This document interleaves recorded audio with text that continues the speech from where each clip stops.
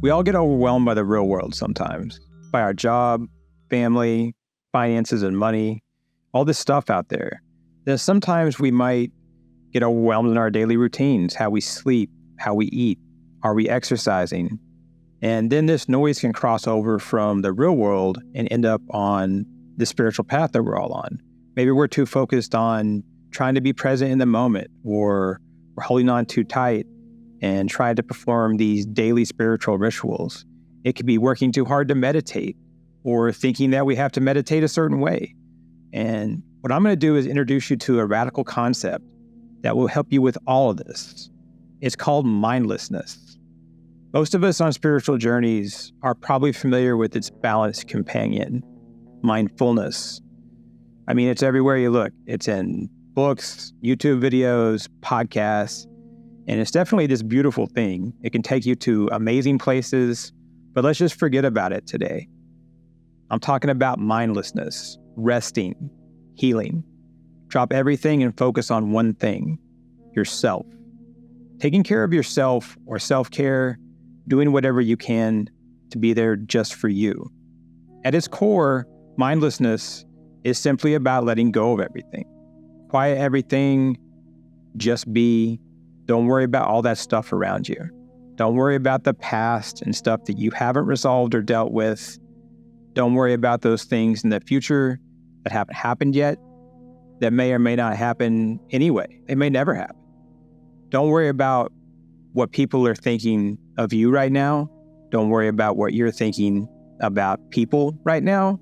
Just be here with yourself. Make yourself comfortable. And why is this important? It's about preventing a loss of focus and perspective. When the background noise of life starts to raise in volume, we can't help but get distracted by it. Sometimes we know it's happening. Other times it happens so slowly we don't even realize it's become this roar around us. And we have this loss of awareness, and suddenly we're not moving through our days with some kind of spiritual intention. We lose our center. We aren't grounded. And then we don't have this peace and calm inside of us. It's also about having a realization of being tired, and then things get foggy. I know when it's late, I've been doing something all day and focus on something really hard, I get really tired. Sometimes I'm not even aware of how tired I am. Just the other night, it was late, I was kind of exhausted, and I didn't even realize it. And things started to overwhelm me, and I started to doubt my ability to handle things. But luckily, I was able to snap out of it and kind of gain some perspective. And I told myself, okay, I'm tired. And I was in no place or state of mind to be making decisions. And that things would look better in the morning. Not just because I'd be physically rested, but because I'd also recover emotionally and spiritually. And I thought about how my body heals itself overnight.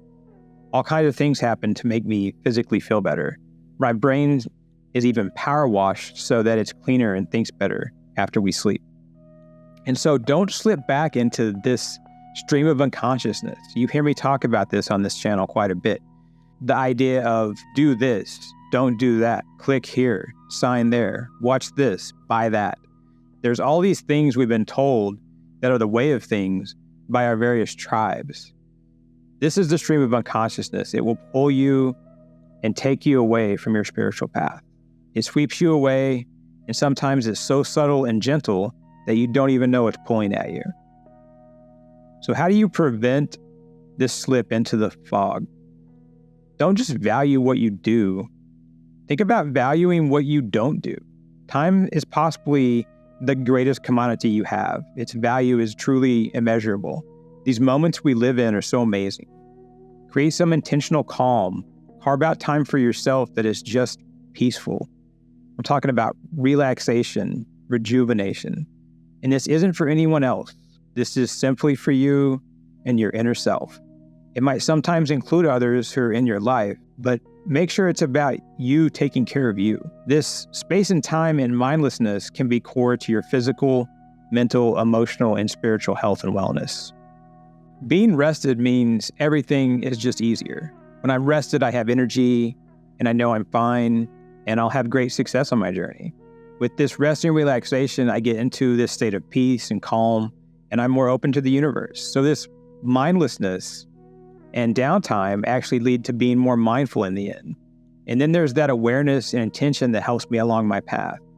And as I move about my day, I get to see things and enjoy things along the way, because this journey is so much better than the actual destination. And I have to remember to just kind of chill out and enjoy the ride. Doing so doesn't mean I have to sacrifice goals or completely ignore my future self. So where can we find mindlessness? The first thing that comes to mind is the Eastern faith and the Daoist principle of Wu Wei. Taoism with a D, or Taoism with a T, however you say it, is an ancient Chinese philosophy, religion, or spiritual construct, depending on who you ask. You might best know it from the yin and yang symbol. The Wu Wei of the Tao emphasizes effortless action or non-action and a state of complete mental relaxation. This doesn't mean to refrain from activity, but rather to act in harmony with the natural flow of events and the natural order of the world. It involves understanding and aligning with the rhythms of the elements and cycles of nature, allowing things to unfold without forcing or struggling against them.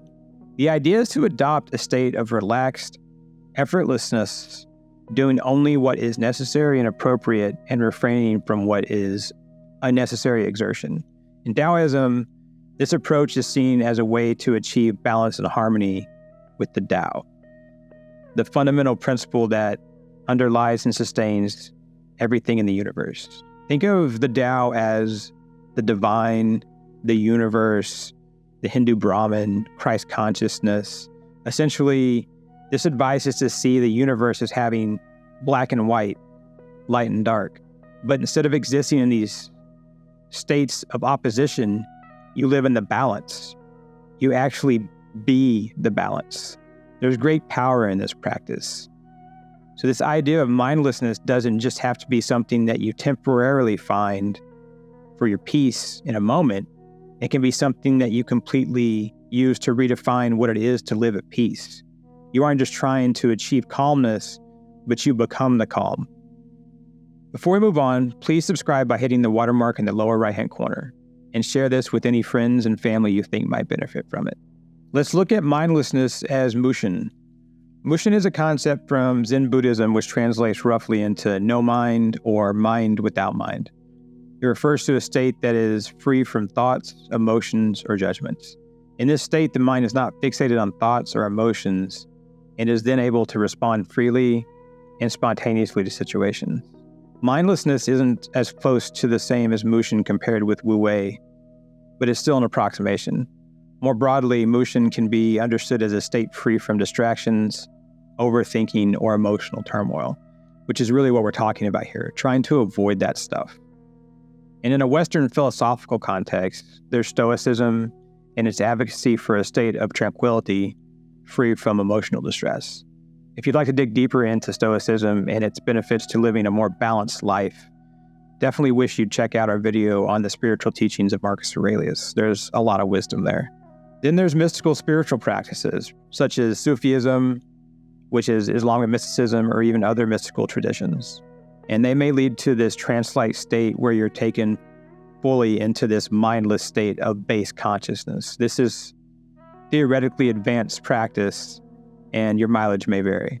Some might even say mindlessness could mimic certain indigenous spiritual practices, where ritualistic dance or music can induce this mindless state. And then there are modern interpretations. In contemporary philosophy, you may find views of mindlessness as a state of disengagement from overthinking and excessive analysis. We might look at mindlessness in existential philosophy, where it's seen as a break from the constant search for meaning. Sometimes we just need to take a step back as it is. From a psychological perspective, some psychologists consider mindlessness this necessary mental state for reducing stress and cognitive overload.